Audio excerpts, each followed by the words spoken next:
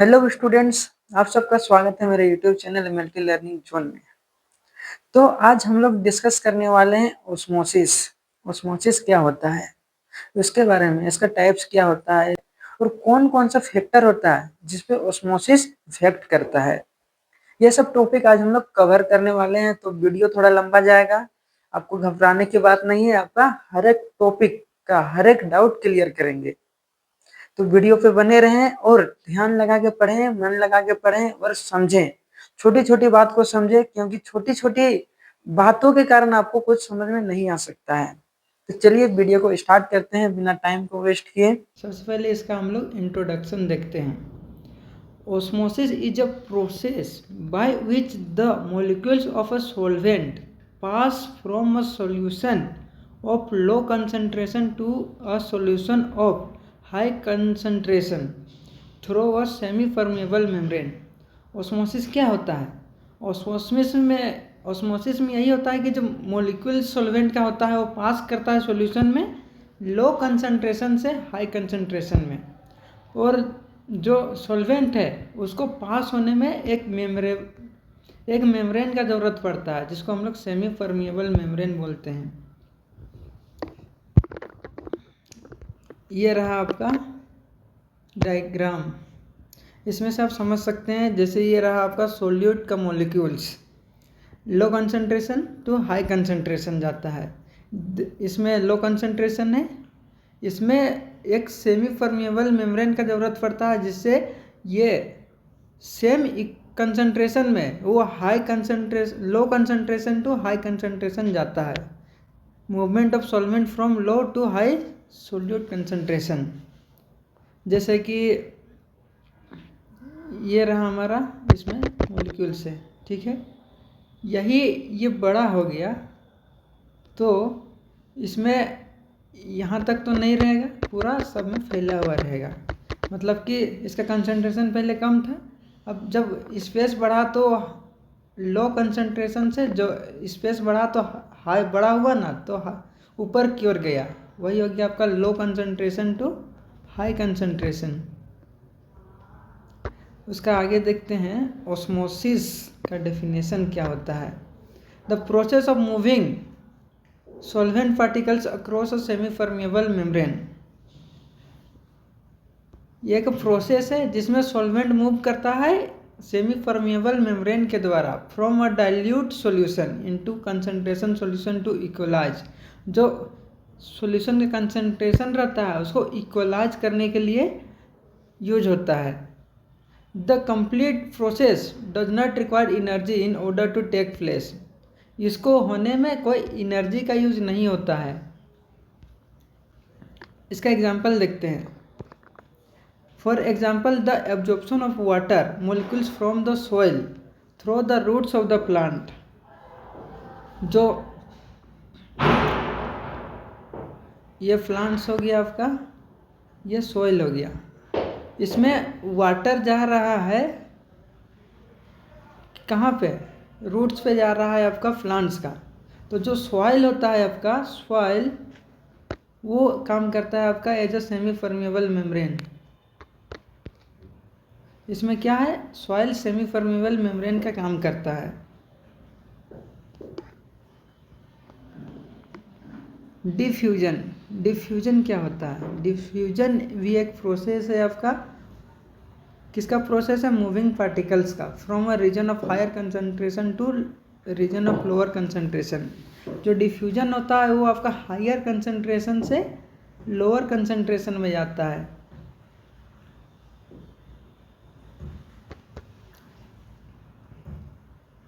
Simple diffusion does not require energy. जो simple diffusion होता है उसमें कोई एनर्जी का रिक्वायर नहीं होता। In order to take place however facilitated diffusion requires ATP. कभी कभी जो होता है डिफ्यूजन के लिए हमें एटीपी का ज़रूरत पड़ता है। फॉर एग्जांपल हम लोग देखते हैं diffusion of perfume spray into air by spreading the aroma. हम लोग रूम में परफ्यूम मारते हैं, तो जब मारते हैं तब तो एक ही पास ज़्यादा निकलता है, मतलब उसका कंसंट्रेशन हाई रहता है, लेकिन धीरे धीरे पूरा रूम में फैल जाता है तो उसका कंसंट्रेशन धीरे धीरे कम हो जाता है। और पूरा रूम में फैल जाता है। ये होता है डिफ्यूजन। डिफ्यूजन नाम से ही पता चलता है कि उसमें कुछ डिफ्यूज हो रहा है। ये रहा आपका डायग्राम और एक इसमें देखिए एक सॉल्यूशन है और ये प्योर वाटर है। इसमें से जो सेमी परमिएबल का मेम्ब्रेन है वो बीच में दिख रहा है, उससे ये पास हो रहा है ऑस्मोसिस में। और एक है आपका हाई कंसंट्रेशन का सोल्यूट और एक लो का है। तो जो हाई वाला रहता है वो लो की ओर जाता है, उसको बोलते हैं डिफ्यूजन। सिंपल से आप समझ सकते हो कि सोल्यूट आपका हाई से लो जा रहा है, मतलब कि डिफ्यूजन हुआ है आपका।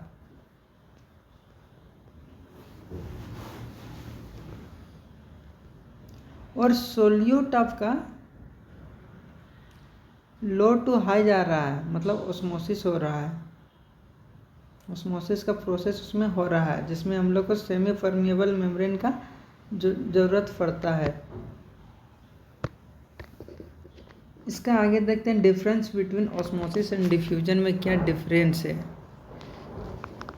फर्स्ट है it is limited by only of the liquid medium.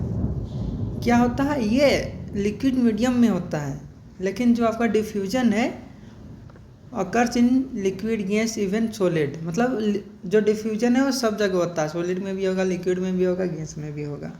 दूसरा डिफरेंस है रिक्वायर्ड सेमी परमिएबल मेम्ब्रेन। आपको पहले बताए थे ऑस्मोसिस में होता है आपको सेमी परमिएबल मेम्ब्रेन का ज़रूरत पड़ता है, बट डिफ्यूजन में नहीं पड़ता है।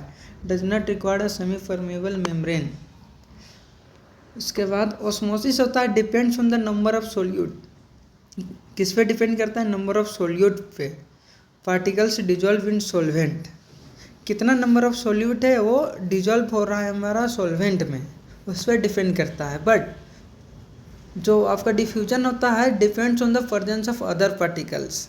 जो अदर क्या क्या पार्टिकल्स प्रेजेंट है उस पर डिपेंड करता है आपका diffusion. It requires for the movement of particles. इसमें रिक्वायर रहता है हम लोग का पार्टिकल्स का मूवमेंट, बट इसमें कुछ रिक्वायर नहीं रहता है। Does not require water for the movement of particles. Only the solvent molecules can diffuse. जो ऑस्मोसिस होता है उसमें जो सॉल्वेंट मॉलिक्यूल्स रहता है वही बस डिफ्यूज होता है, और जो आपका डिफ्यूजन होता है उसमें both molecules of solute and solvent are diffuse. सब इसमें डिफ्यूज होता है। The flow of particles occurs only in one direction. और जो पार्टिकल्स चलता है आपका ओनली एक डायरेक्शन में चलता है। और जो आपका डिफ्यूजन होता है उसमें flow of particles in other all direction. मतलब जितना डायरेक्शन होता है जिधर हो सके उधर वो जाता है। Occurs only between similar types of solution. और सिमिलर टाइप ऑफ सॉल्यूशन में आपको ऑस्मोसिस होता है। Occurs between similar and dissimilar types of solution. मतलब ये कोई भी टाइप का सॉल्यूशन रहेगा उसमें ये होगा आपका प्रोसेस डिफ्यूजन का। Osmotic solution. ऑस्मोटिक सॉल्यूशन क्या होता है उसको हम लोग पढ़ते हैं। There are 3 types of solution. कितना टाइप का सॉल्यूशन होता है आपका, 3 टाइप का।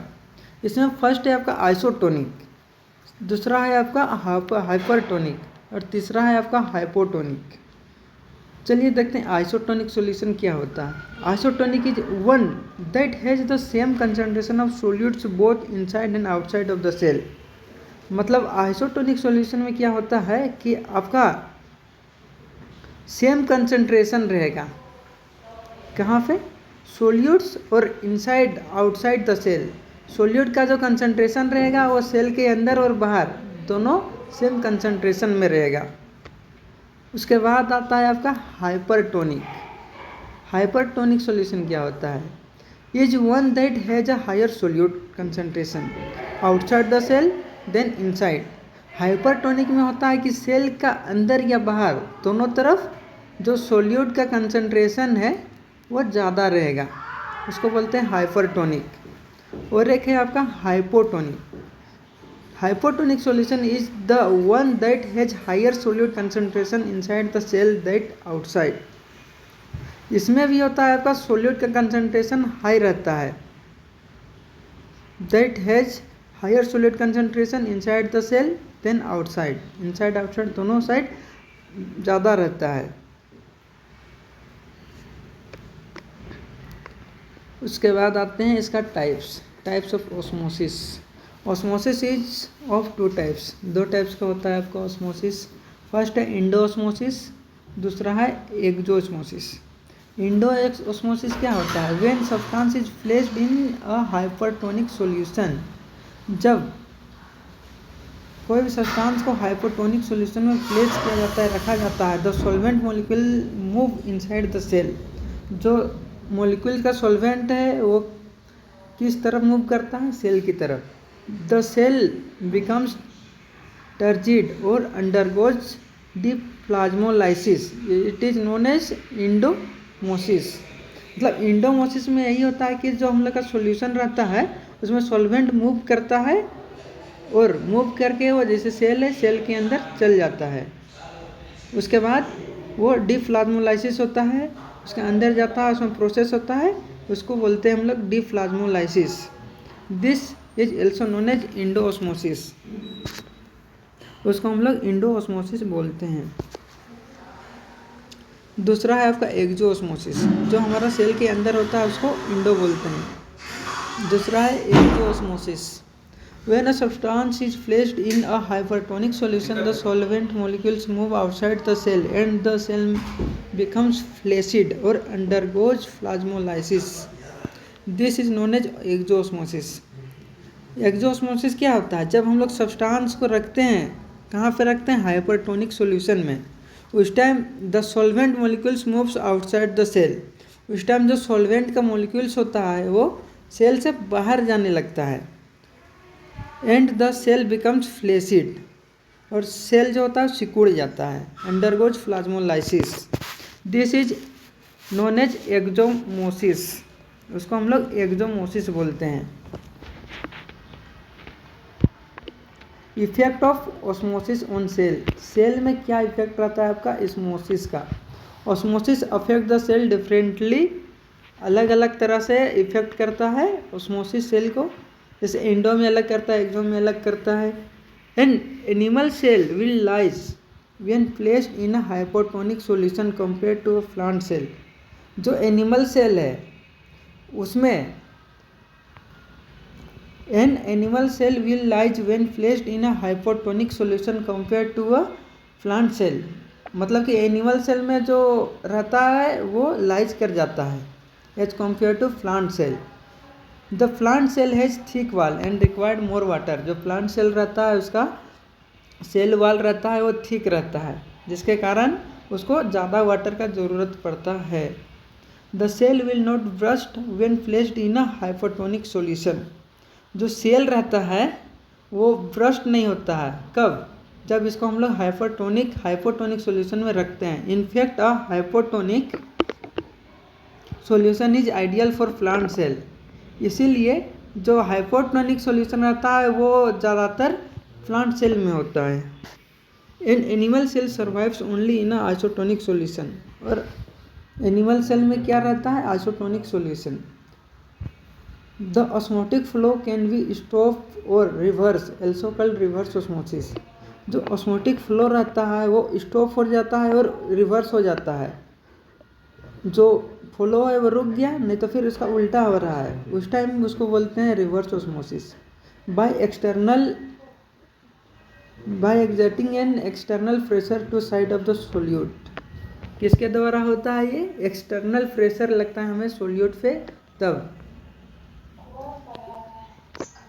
The maximum pressure required to stop the solvent transfer is called osmotic pressure. Solvent transfer होता है उस पर उसको प्रेशर उसको कम चाहिए रहता है, उसको बोलते हैं ऑस्मोटिक प्रेशर। इसके बाद आ गए ऑस्मोटिक प्रेशर पे।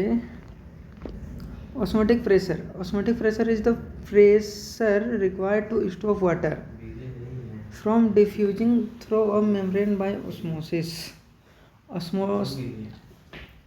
Osmotic pressure is the process required to stop water. ये एक प्रोसेस है जो वाटर मूवमेंट करता है उसको स्टॉप करता है।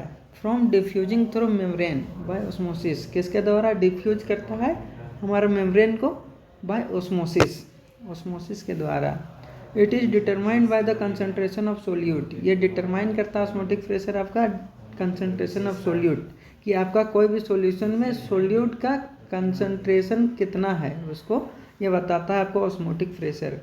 Water diffuse into the area of higher concentration from the area of lower concentration, जो वाटर रहता है डिफ्यूज करता है एरिया में higher concentration to lower concentration.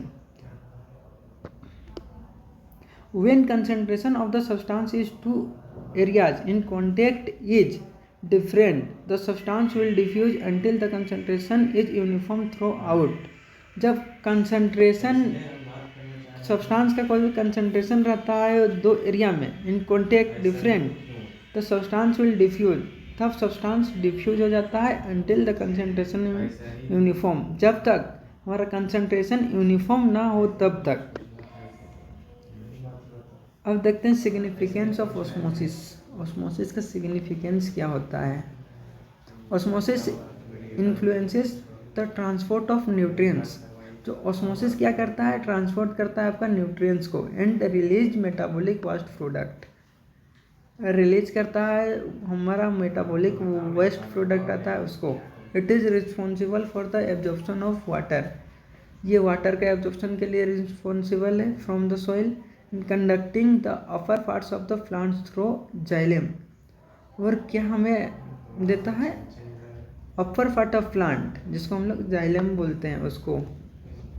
It stabilize the internal environment of a living organism by maintaining the balance between water and intercellular fluids level, यार ये stabilize करता है इंटरनल इन्वायरमेंट को between water and intracellular fluid level के बीच में। It maintains the turgidity of cell, जो turgidity होता है टर्जिडिटी जो होता है आपका सेल का उसको मेंटेन करके रखता है। It is a process by which plants maintain their water content despite the constant water due to transportation, और ये मेंटेन करता है वाटर का कंटेंट को जो कि ट्रांसपिरेशन के टाइम पे लॉस हो जाता है। This process control the cell to cell diffusion of water, और ये कंट्रोल करता है आपका सेल टू सेल जो डिफ्यूजन होता है वाटर का उसको।